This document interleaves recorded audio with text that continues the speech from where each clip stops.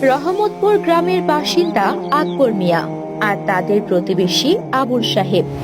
আকবর মিয়া ছিলেন অন্যর জমিতে কাজ করা সাধারণ কৃষক বা বলা যায় দিনমজুর, আর আবুল সাহেব ছিলেন এক বড় ব্যবসায়ী। তাদের দুজনের ছোট ছোট দুটো মেয়ে আছে, আকলিমা ও নিধি।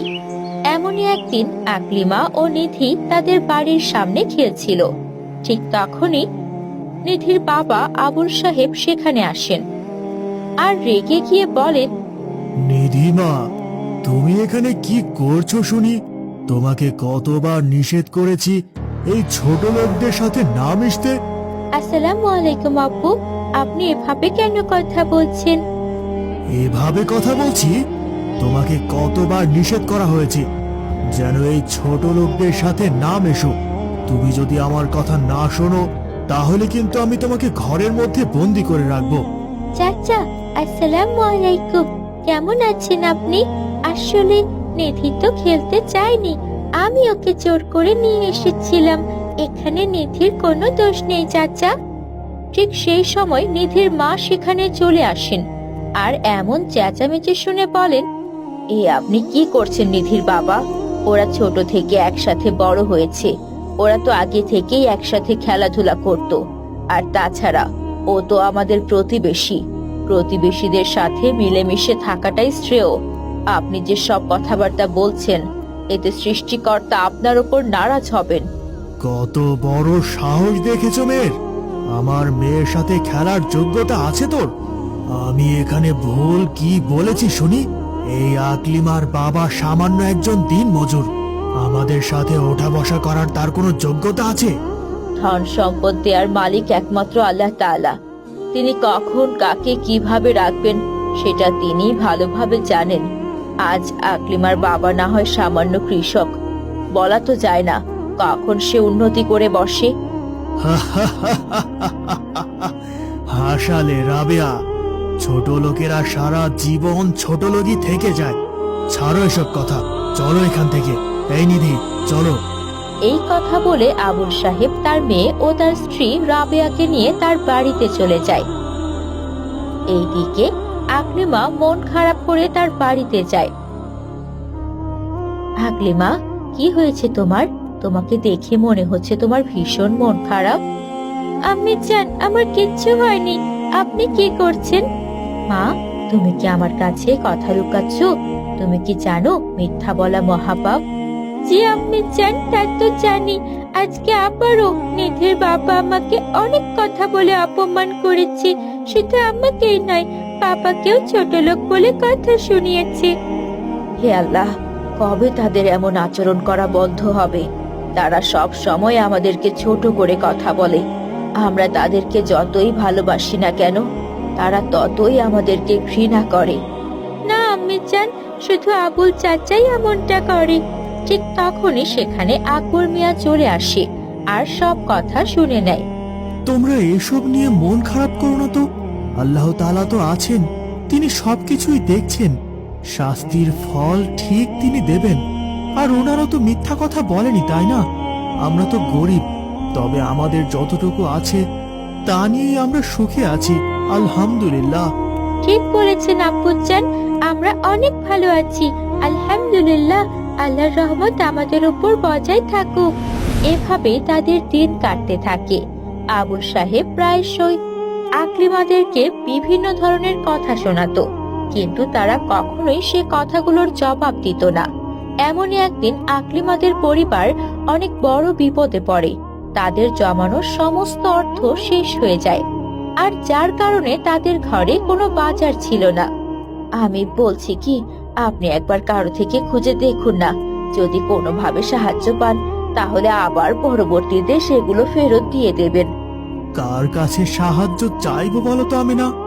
আব্বুজান, আমি বলছি কি, আপনি একবার নিধিদের বাড়িতে গিয়ে দেখুন না, আবুল চাচা যদি কোনোভাবে কোনো সাহায্য করে। কিন্তু তিনি কি আমাদের কোনো সাহায্য করবেন? তিনি তো আমাদেরকে একদমই সহ্য করতে পারে না। আচ্ছা ঠিক আছে, তবুও একবার সাহায্য চেয়ে দেখি তিনি কি বলেন। এরপর আকবর নিয়ে যায় আবুল সাহেবের বাড়িতে। আসসালামু আলাইকুম ভাইজান, আপনি কেমন আছেন? কি ব্যাপার আকবর, তুমি আমাদের বাড়িতে কি করছো? এখানে তোমার কি কাজ? আসলে ভাইজান, বড্ড বিপদে পড়ে আপনার কাছে এসেছিলাম, একটু সাহায্য দরকার। আসলে আসলে আমাদের জমানো সকল অর্থ শেষ হয়ে গেছে। কোনো উপায় না পেয়ে আপনার কাছে এলাম সাহায্য চাইতে। আপনি কি কিছু অর্থ আমাকে ধার দিতে পারবেন? আমি সময় মতো সেগুলো আপনাকে আবার ফেরত দিয়ে দেব। অবশেষে ছোট লোক থেকে ভিখারিতে নেমে এলে বুঝি আকবর? না না ভাইজান, কি কথা বলছেন? আমি আবার ভুল কি বললাম? তোমাদের মতো লোকদেরকে আমার ভালো করে চেনা আছে। এই ছোট লোকদের এক সমস্যা, বুঝলে? যার তার কাছে চলে আসে অর্থ চাইতে, সাহায্য চাইতে। যাও যাও এখান থেকে, তোমাকে আমি কোনো সাহায্য করতে পারবো না। আকবর সাহেব আর কোনো কথা না বলে সেখান থেকে চুপচাপ বাড়িতে চলে যায়। তার স্ত্রী আমেনা ও মেয়ে আকলিমাকে সব কথা তিনি খুলে বলেন। সেসব কথা শুনে তারাও ভীষণ মন খারাপ করেন। এভাবেই বেশ কিছুদিন কেটে যায়। হঠাৎ একদিন নিধির মা রাবেয়া বেগম দৌড়ে আকলিমাদের বাড়িতে আসেন। ভাইজান, ও ভাইজান, বাড়িতে আছেন? আরে ভাবি, কি হয়েছে? এভাবে কাঁদছেন কেন? ভাবি, বিশাল এক অঘটন ঘটে গেছে। আমার আপনাদের সাহায্য চাই। নিধি সিঁড়ি থেকে নামার সময় পিছলে পড়ে মাথা ফাটিয়ে ফেলেছে। ওর বাবা তো এখন বাড়িতে নেই, শহরে গেছে। ওকে তাড়াতাড়ি হাসপাতালে নিয়ে যেতে হবে। ইন্নালিল্লাহ, এসব কি বলছেন ভাবি? আপনি এখনো এখানে দাঁড়িয়ে আছেন কেন? তাড়াতাড়ি যান, মেয়েটাকে নিয়ে হাসপাতালে যেতে হবে তো। আকবর মিয়ারা আর এক মুহূর্ত দেরি না করে তাড়াতাড়ি নিজেকে নিয়ে হসপিটালে রওনা হয়। হসপিটালে ডক্টর সাহেব তাদেরকে জানান যে মেয়েটার মাথা থেকে অনেক রক্ত পড়েছে। ওর জন্য এক ব্যাগ রক্ত প্রয়োজন। ওর রক্তের গ্রুপ হলো বি পজিটিভ। আপনাদের কারো কাছে কি এই রক্ত আছে? খুবই ইমার্জেন্সি দরকার। আমার তো ও নেগেটিভ। এখন তাহলে কি করব? আমি মেয়েটাকে কিভাবে বাঁচাবো? ডাক্তার সাহেব, আমার রক্তের গ্রুপ বি পজিটিভ। আপনি আর এক মুহূর্ত দেরি না করে চলুন, তাড়াতাড়ি মেয়েটাকে বাঁচাতে হবে। আকবর মিয়া আর কোনো কিছু না ভেবে রক্ত দিতে চলে যায়। সেই মুহূর্তে আকবর মিয়া রক্তদানের কারণে নিধি বেঁচে যায়। দেখেছেন আপনি, আপনি না থাকায় ওনারা কত কষ্ট করে নিধিকে হাসপাতালে নিয়ে গেছে। আবার ভাইজান কোনো কিছু না ভেবেই নিধিকে রক্তদান করেছেন। অথচ আপনি শুধু একটু অর্থর কারণে তাদেরকে দিনের পর দিন নানা কথা শুনিয়েছেন। তাদের বিপদে আপনি তাদের পাশেও দাঁড়াননি, বরঞ্চ অপমান করে তাড়িয়ে দিয়েছেন। এবার আপনি ভাবুন তো, আপনি কতটা অন্যায় করেছেন ওদের সঙ্গে। আমি বলেছিলাম না, আল্লাহ তাআলা কখন কাকে কোন পর্যায়ে নিয়ে যাবে কেউ বলতে পারবে না। আকবর ভাইজান, আমাকে তুমি ক্ষমা করে দাও। আমি সত্যি অর্থের লোভে অন্ধ হয়েছিলাম। আমি শুধু ভাবতাম যাদের অর্থ আছে তারাই একমাত্র এই সমাজের ক্ষমতাবান লোক। আপনাদেরকে কতবার কত কথা বলে হেয় করেছি। আল্লাহ তাআলা আমাকে কখনো ক্ষমা করবেন না। ছি ছি ভাইজান, এসব কি কথা বলছেন?